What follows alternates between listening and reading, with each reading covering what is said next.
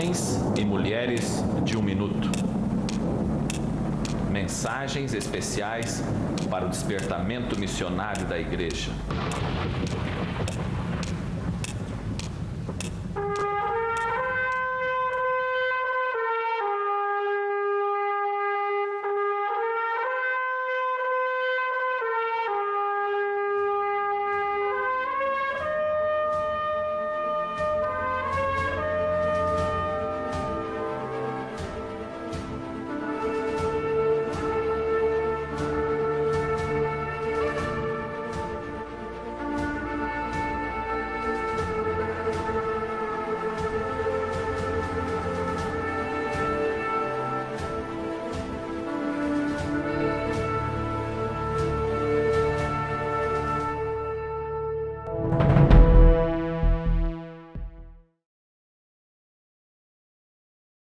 Em 1986 foi considerado como sendo o Ano Internacional da Paz. As pessoas que viveram naquela época e muitos que ainda vivem hoje viveram momentos de expectativa, fizeram algumas cerimônias, soltaram algumas pombas brancas, acreditando que o ano de 1986 ele seria diferente de todos os outros demais. Mas houve tantos problemas como nos anos anteriores e as pessoas ficaram decepcionadas. Mas nesta manhã de sábado, de uma forma humilde e sincera, queremos desejar a todos vocês a paz de nosso Senhor e Salvador Jesus Cristo, que excede a todo entendimento. Que ela seja uma realidade na sua vida e seja também uma realidade na vida da sua família, que está sendo bem representado aqui nesta manhã. Verdade é que, como homem, tenho pouco para oferecer a vocês. Diríamos quase nada, mas Deus tem muito para poder nos oferecer nesta manhã, por meio do seu Filho Jesus Cristo e por intermédio do Espírito Santo. É uma satisfação muito grande e um sentimento de gratidão estarmos vivos nesta manhã para participar convosco deste culto de adoração. Aqueles que trouxeram a palavra de Deus, eu quero neste momento convidar vocês a abrirem comigo no livro de Romanos, no capítulo 7.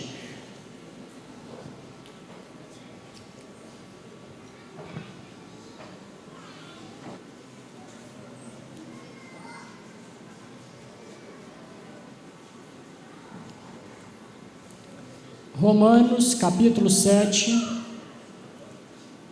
versículo 15 ao versículo 19.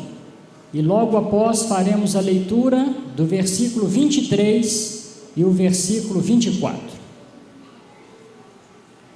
Porque o que faço não aprovo, pois o que quero, isso não faço, mas o que aborreço, isso faço.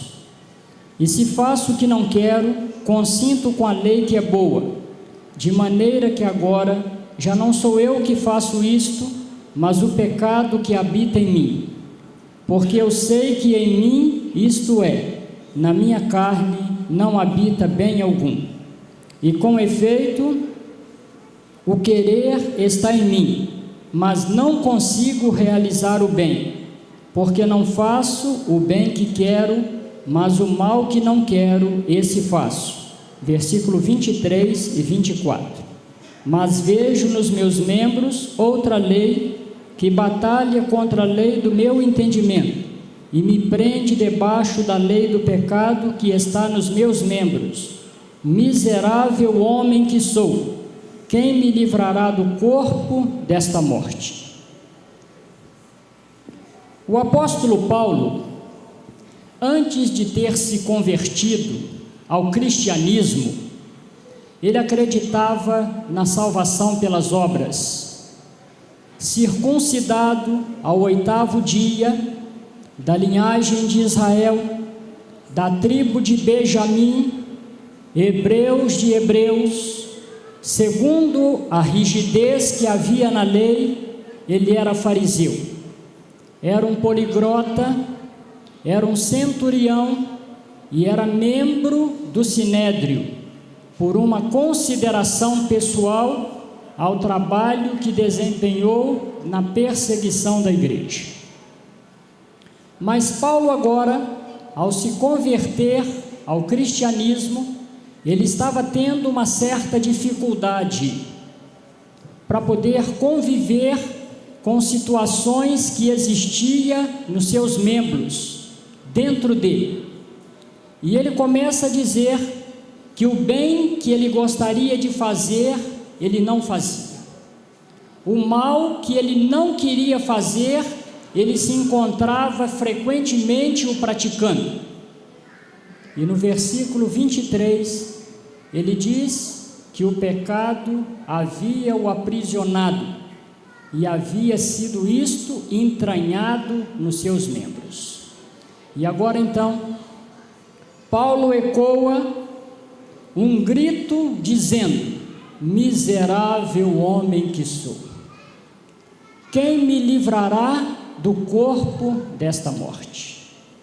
É possível que Paulo estivesse pensando no ato de necroforia.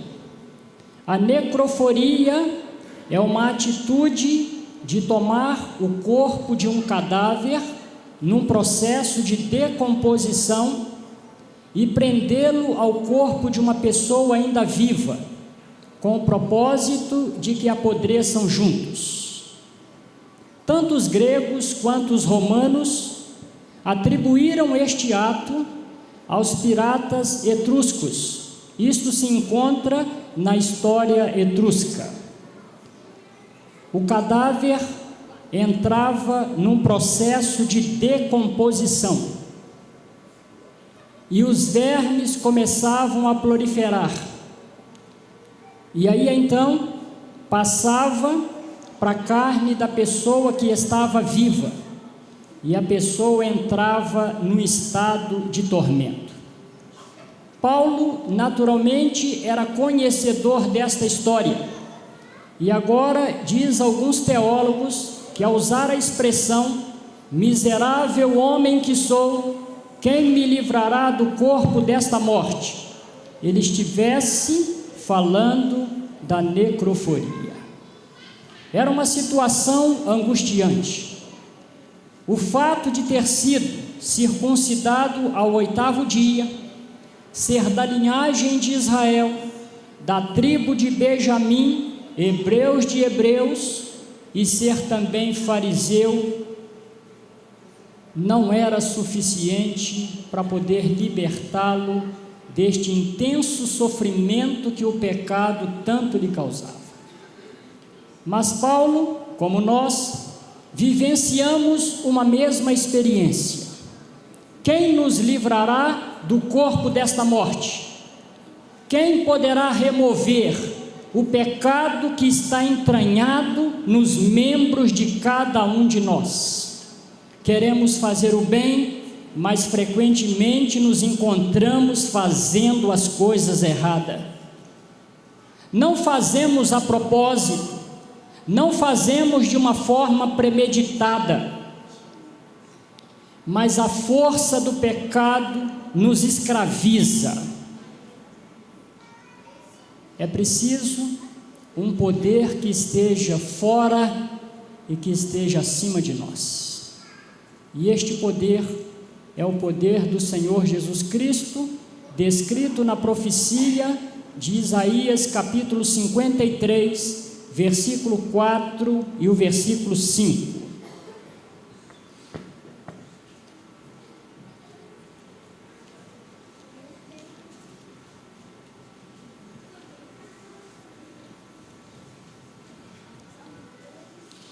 Verdadeiramente Ele tomou sobre si as nossas enfermidades e as nossas dores levou sobre si, e nós o reputamos por aflito, ferido de Deus e oprimido.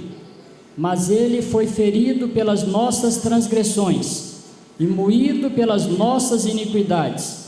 O castigo que nos traz a paz estava sobre ele, e pelas suas pisaduras fomos sarados.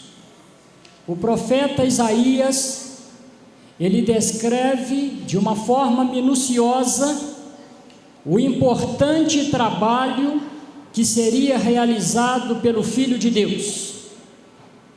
Verdadeiramente ele tomou sobre si as nossas enfermidades. Ele tomou sobre ele aquilo que nos oprime, aquilo que nos fere e que nos faz prisioneiros do pecado. Ele tomou sobre seus ombros para que tivéssemos a oportunidade de sermos libertos. O apóstolo Pedro, ele vem descrevendo na sua primeira carta, 1 Pedro capítulo 1, 18 e 19, ele diz que não foi com coisas corruptíveis, como prata ou ouro, que fostes resgatados da vossa vã maneira de viver, mas pelo precioso sangue, como sangue de cordeiro sem mancha e sem defeito, o sangue de Cristo. Só teremos condições para podermos entender isto, uma vez que formos levados pela fé até o Calvário. Enquanto não formos transportados ao Calvário, nunca entenderemos o tamanho, ou pelo menos em parte, o que foi feito por nós. O precioso sangue de Cristo, como sangue de um cordeiro sem mancha e sem defeito. Existem algumas diferenças entre o sangue derramado pelo cordeiro no santuário e o sangue de Cristo derramado por nós. No santuário, o cordeiro era imolado com um cutelo, seu sangue era derramado e ele morria imediatamente. O sangue de Cristo, ele foi derramado por etapas, e isto enquanto ele permanecia ainda vivo, aumentando e intensificando o seu sofrimento. Tudo começou lá no Getsemane, quando em agonia ele orava intensamente. E Lucas capítulo 22, versículo 44, lá diz que o seu suor se tornou em grandes gotas de sangue e era derramado pelo chão. Nunca em toda a história da humanidade se ouviu falar que alguém, estando orando de forma intensa, o seu suor se transformasse em gotas de sangue. Jesus estava ali tendo uma comunhão pessoal com Deus. Estava sendo afligido por Satanás.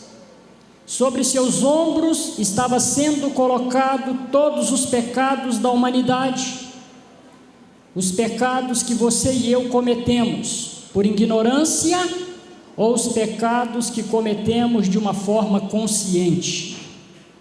Todos eles foram colocados sobre os ombros dele para intensificar o seu sofrimento e a sua dor.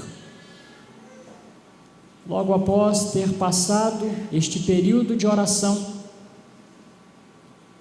os principais dos sacerdotes e os líderes religiosos mandaram prendê-lo. Eles prenderam Jesus e o levaram primeiramente para a casa de Anás. Mateus, Marcos e Lucas não registram este fato. Eles registram que ele foi levado diretamente para a casa de Caifás. Mas João, que acompanhou aquela trajetória do Getsemane ao palácio de Anás, ele diz que Jesus foi conduzido primeiramente para o palácio de Anás. Anás, ele era um ex-sumo sacerdote. mas por causa da sua idade, o povo judeu o considerava como homem de maior respeito entre eles. E eles queriam primeiro que Anás o interrogasse e depois o transferisse para Caifás, que era o sumo sacerdote e que era genro de Anás. Anás então o interrogou, usando seus artifícios, a sua astúcia e também a sua sutileza. Interrogou Jesus, logo após então, o conduziu a Caifás. Quando eles o prenderam no Getsêmani, era pouco mais de meia-noite. Levaram para Caifás e juntos Anás e Caifás tornaram a interrogá-lo novamente e agora reuniram o sinédrio para participarem juntos de um julgamento. Naquela ocasião, eles deram um soco no rosto dele. Marcos capítulo 14, versículo 65, diz que eles esbofetearam ele, tiraram o capu que estava sobre o seu rosto e deram um soco no rosto dele. Ali então, começa-se de uma forma dolorosa e profunda o sofrimento daquele que tudo fez para nos salvar. Uma vez ouvido, ele foi conduzido a Pilatos. Pilatos o interrogou, e ao tomar conhecimento que ele era da Galileia, e a Galileia pertencia à jurisdição de Herodes, o enviou a Herodes, que interrogou também, colocou nele uma roupa resplandecente e tornou a reenviá-lo a Pilatos. Pilatos agora tornou a interrogá-lo outra vez e, intimidado pelo povo, chegou à conclusão de que Jesus deveria morrer. E naquele momento, então, Pilatos entregou aos soldados romanos para que eles o espancassem.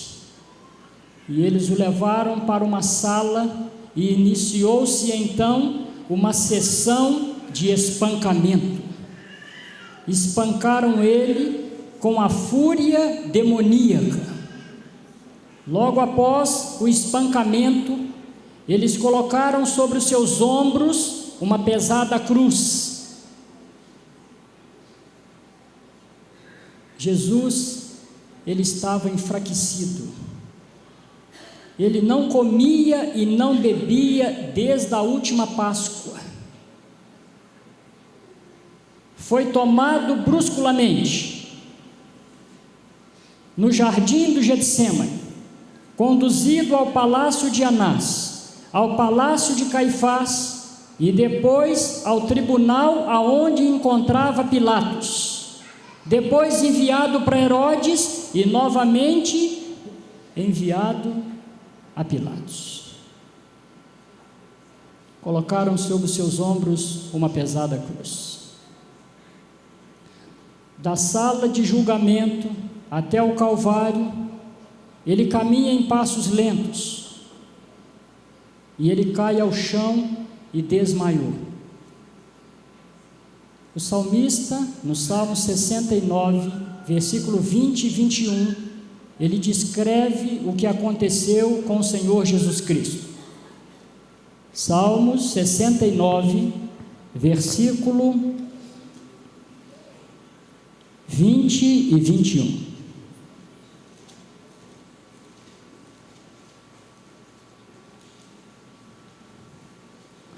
Afrontas me quebraram o coração, estou fraquíssimo. Esperei por alguém que tivesse compaixão, mas não houve nenhum, e por consoladores, mas não os encontrei. Deram-me fel por mantimento, e na minha sede me deram a beber vinagre. O versículo 20 diz que ele estava fraquíssimo. Uma vez que ele desmaiou, Eles tornaram a levantá-lo novamente, colocaram sobre os seus ombros mais uma vez a cruz, e ele tornou a cair pela segunda vez e desmaiou. Não tinha mais forças para poder carregar a pesada cruz. Como humano, havia se esgotado a sua força. Quando chegaram no Calvário, às 9 horas da manhã, ele já estava crucificado. Da meia-noite às 9 horas da manhã, fizeram um julgamento injusto. A madrugada não era permitido pelas leis judaicas. Levaram ao Calvário, e quando foi 9 horas da manhã, já havia crucificado ele. Os homens que tomaram aquela cruz a lançaram de uma maneira bruta sobre aquele buraco, rasgando seus pés e rasgando também as suas mãos. Era um momento difícil. Jesus sabia desde o início o que ele enfrentaria neste mundo por minha causa e por sua causa. E ele não recuou. Ele não voltou atrás. Ele tinha nas mãos poder para chamar legiões de anjos para lutar a seu favor, mas ele não fez. Ele poderia levantar dali e retornar ao céu, e seria recebido com alegria e com aplausos pelos anjos que tanto o amavam, mas ele não recuou. O preço que foi cobrado dele por causa do nosso pecado foi um preço muito alto, preço de sangue, de dor e de sofrimento. O apóstolo Paulo, na sua jornada cristã, ele entendeu o que Jesus havia feito por ele. Em Gálatas capítulo 2, versículo 20, ele diz: já estou agora crucificado com ele. Agora não é eu mais que vivo, mas ele que vive em mim. E o viver que antes vivia na carne, agora eu vivo pela fé no Filho de Deus, que tanto me amou e que se entregou por mim.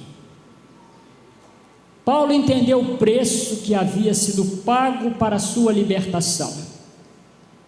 O corpo da morte que estava proliferando dentro dele, que estava entranhado nos seus membros, foi removido o fardo. E Paulo agora entendeu que não poderia viver mais para ele, mas precisava viver para aquele que tudo havia feito para poder salvá-lo. Em 1 Timóteo capítulo 1, versículo 15 e 16, Paulo fala que ele serviu de exemplo, porque sendo ele o pior dos pecadores, ele alcançou misericórdia, ele alcançou uma bênção da libertação. É importante, queridos amigos e irmãos, entendermos o que foi feito por nós. Em Filipenses capítulo 3 e o versículo 8, o apóstolo Paulo, escrevendo esta carta à igreja de Filipos, ele usa expressões maravilhosas. Filipenses capítulo 3, versículo 8.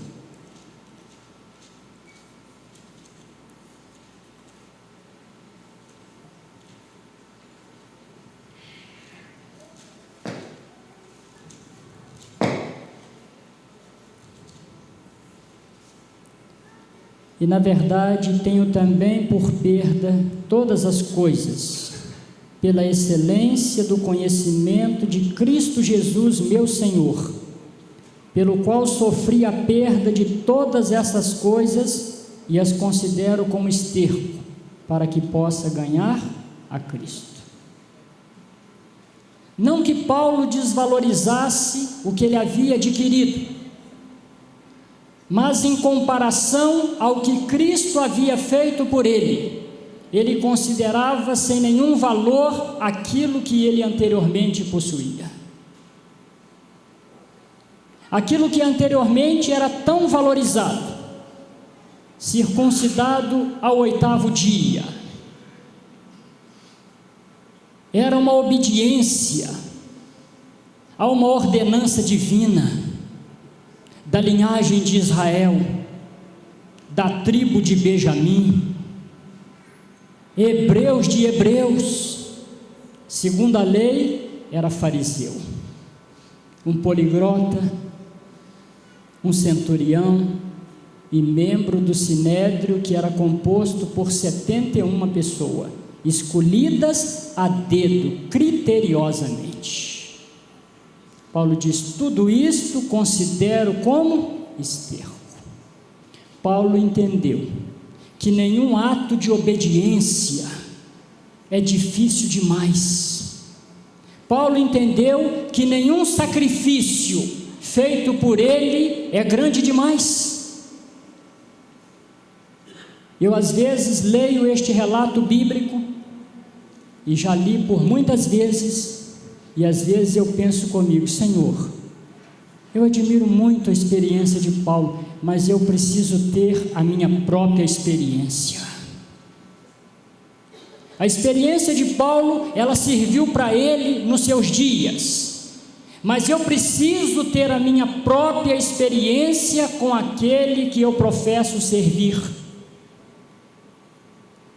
Algumas vezes temos dificuldades para podermos obedecer, nos rebelamos contra ele e nos rebelamos contra a sua palavra.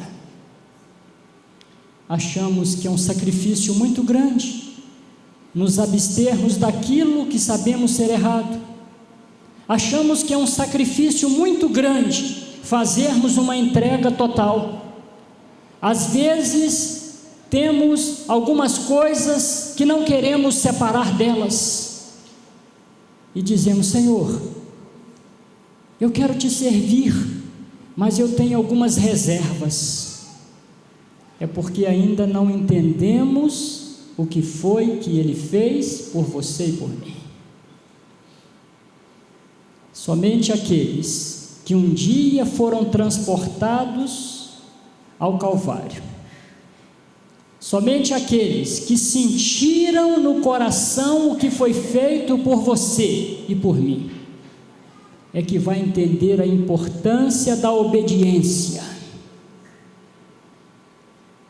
é que vai fazer valer a pena o seu chamado. Paulo destacou na história, não porque ele era um homem instruído. Paulo se destacou na história porque ele entendeu na verdade o que Jesus Cristo tinha feito por ele. Enquanto não entendermos isto, seremos apenas membros nominais. Enquanto não entendermos isto, vamos ter dificuldades para poder servir a Ele. E ainda hoje, tem uma pergunta muito inquietante. Essa pergunta, ela ficou registrada porque ela tem sido repetida de gerações em gerações. Mateus capítulo 27, versículo 22.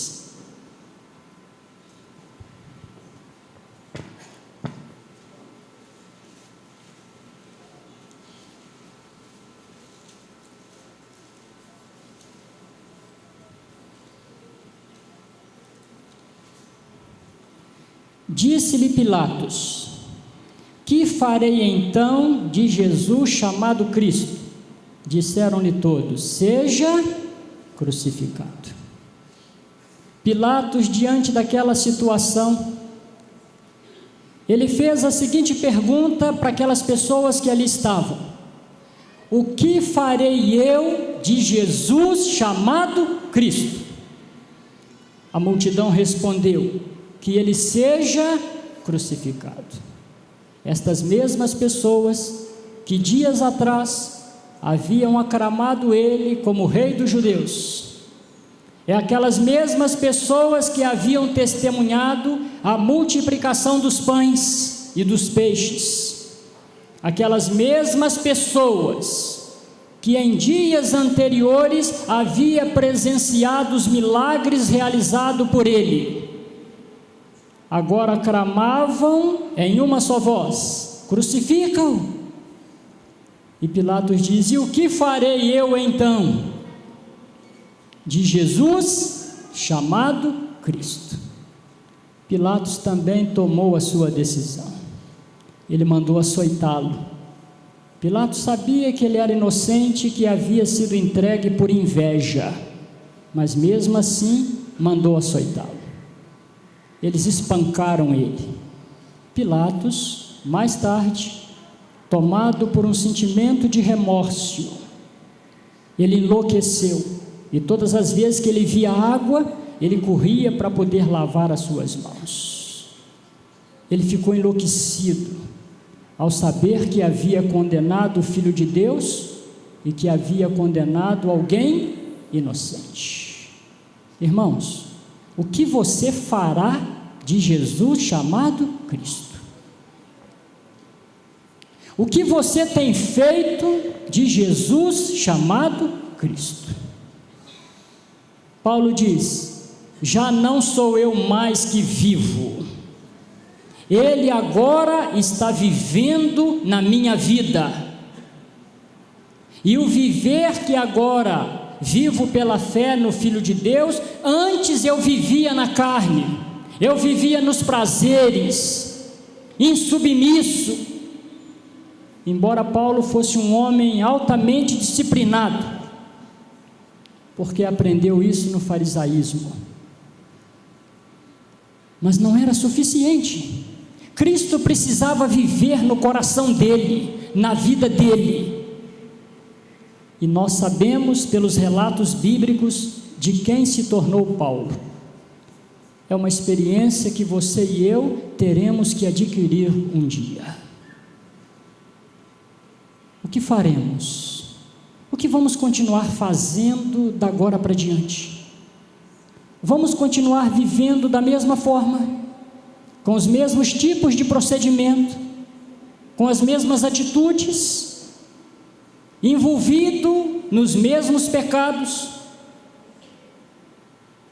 Ou vamos fazer na nossa vida, com a ajuda de Deus, uma reforma por meio de uma decisão? O que farei de Jesus chamado Cristo? É uma pergunta inquietante que tem aí ecoado de gerações em gerações. Muitos têm tomado decisões, outros têm vivido de uma forma que não compensa. Por isso, querido amigo e irmão, nesta manhã de sábado, você e eu temos que tomar uma decisão. Temos que decidir de qual lado nós estamos. A experiência de Paulo, ela foi importante para os seus dias, mas você e eu precisamos ter a nossa própria experiência com ele. Precisamos ser conduzidos ao Calvário, para experimentarmos ali então o que Paulo experimentou. E Paulo agora entendeu que ele não podia mais viver para ele. Ele queria viver para Cristo, e Deus realizou através dele uma grande obra. Nesta manhã de sábado, eu quero convidar minha filha, Alice. Ela vai louvar o Senhor neste momento. Enquanto ela estiver cantando, é uma oportunidade para você tomar uma decisão nesta manhã. É uma oportunidade para dizer a Ele: Senhor, até aqui tenho vivido para mim mesmo, até aqui tenho muitas reservas, tem muitas coisas que sei que estão erradas, mas não as abandono. Mas hoje quero tomar uma decisão diferente, quero viver para Ti. Não importa o que foi feito no passado, não importa como você começou, o importante é como você e eu vamos terminar. As misericórdias do Senhor, elas se renovam a cada manhã na nossa vida. Hoje as misericórdias do Senhor estão renovando na sua vida, e a gente precisa tomar uma decisão de servi-lo melhor, de se comprometer com a sua palavra, de procurar colocar em prática os bons ensinamentos e vivermos uma experiência única, uma experiência individual com Ele, de relacionamento e de amor. Enquanto ali estiver cantando, se você deseja nesta manhã dizer para Jesus: Senhor, me ajuda a entender o que o Senhor fez por mim, me ajuda a entender o amor que o Senhor tem por mim. Quando ele desmaiou pela primeira vez, os anjos estavam ali, mas o Pai não permitiu, e Jesus levanta com um semblante carregado de sofrimento, o sangue estava banhando o seu rosto, mas ele não recuou, ele foi até o fim, ele se sacrificou por você e sacrificou por mim. Qual o sacrifício então que vamos considerar grande demais? Que tipo de sacrifício é este que consideramos tão grande, que não possamos fazer por Ele? Por que insistimos tanto em continuarmos desobedecendo Sua palavra e Suas leis? Precisamos, nesta manhã, tomarmos uma decisão. Enquanto ela estiver cantando, se é o seu desejo entregar a Jesus Cristo sua vida, depositar aos pés da cruz o seu pecado e sair daqui abençoado por Ele, que você se coloque de pé enquanto ela estiver cantando.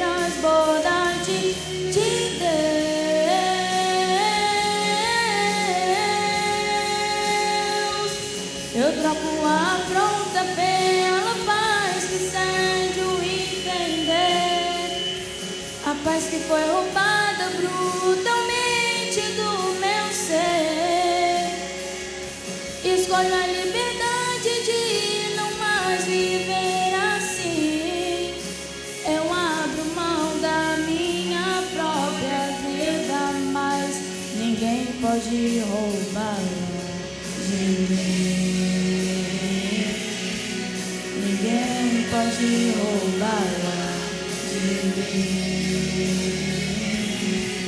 Ninguém pode roubar-la de mim. Ninguém pode roubá-la de mim.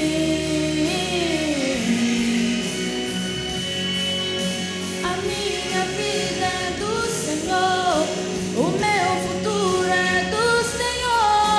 Eu tenho uma aliança eterna de sangue com Ele, e assim como Ele deu a sua vida, eu dou a minha vida sim.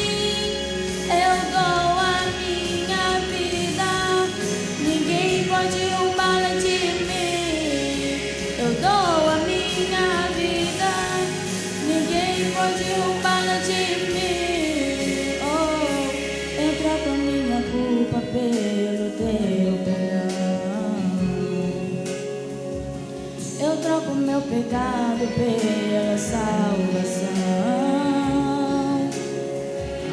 Eu escolhi a vida abundante, a alegria viva e transbordante de Deus.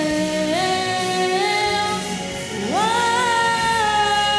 uou. Eu troco a paz que foi roubada brutalmente do meu ser. Escolho a liberdade de não mais viver assim. Eu abro mão da minha própria vida, mas ninguém pode roubá-la de mim.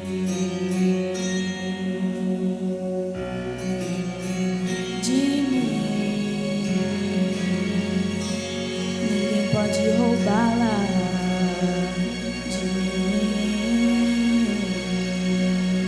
Amém.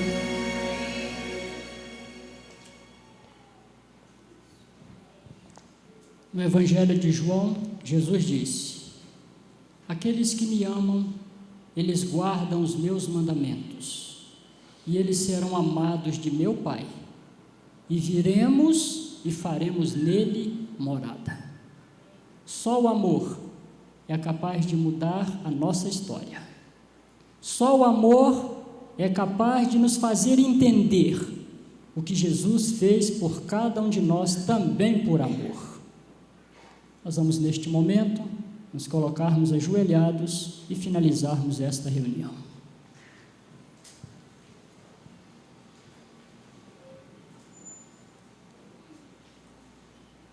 Graças te damos, ó Deus, pelos momentos que foram passados na tua igreja nesta manhã do teu santo dia. Obrigado, Senhor Jesus, porque em ti nós encontramos a solução para os nossos problemas. Queremos fazer o bem e nos encontramos fazendo o mal.